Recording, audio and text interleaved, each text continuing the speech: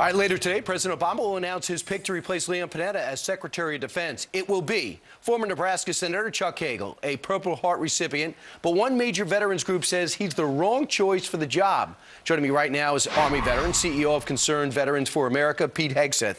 Pete, does Senator Hagel have your support?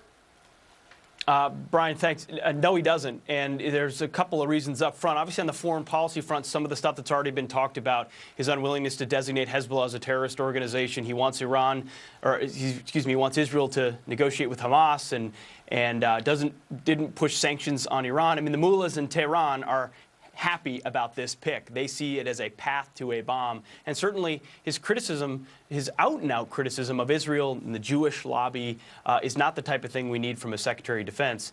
Personally, as someone who served in Iraq right before the surge, Chuck Hagel was also an adamant critic, including voting to cut off funding for the war. While our troops were in harm's way, while the surge was showing success, he denied the success of the troops on the ground. That's not something we're excited to see from a future Secretary of Defense. And I'll give you an example. When the war was maybe fought wrong, when the insurgency we were slow to react to that, McCain and Lindsey Graham and Senator Lieberman came forward and were upset with the strategy. They didn't abandon their vote for the war. Senator Hagel supported the war. When it started to be tougher in the aftermath after the invasion, he abandons the war. When the surge was put in place, he says it'll never work. It works, and he said it didn't have anything to do with anything militarily.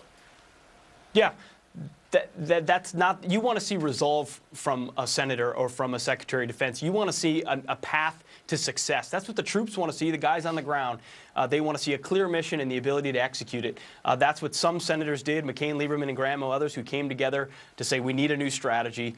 Chuck Hagel just continued to say it can't work and the military can't do it, even after the surge was successful on the ground. There's a lot of future stuff coming up on spending in the Defense Department. Chuck Hagel hasn't passed a single meaningful piece of legislation on defense policy and hadn't had a major speech on it. Where is he on the big spending issues coming forward on the Pentagon? We don't know, and that's not a good sign in light of the debt crisis we face in this country. And Pete, you did tell me in the break you salute him for his service, what he's given to the country, and also for his great work for veterans, but you just don't think he's right for Secretary of Defense. Yeah, he'd be great for the Department of Veteran Affairs. He's one of the guys who pushed the GI Bill.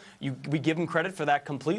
But Secretary of Defense requires someone with a clear vision, with some nuance on defense policy in light of spending crisis we're in right now, and then is forceful in support of the United States military and its allies. That's not Chuck Hagel. Captain Pete Hegseth, thanks so much. Appreciate it. We'll see how the proceedings go forward. Be anything but smooth, even if he does get confirmed.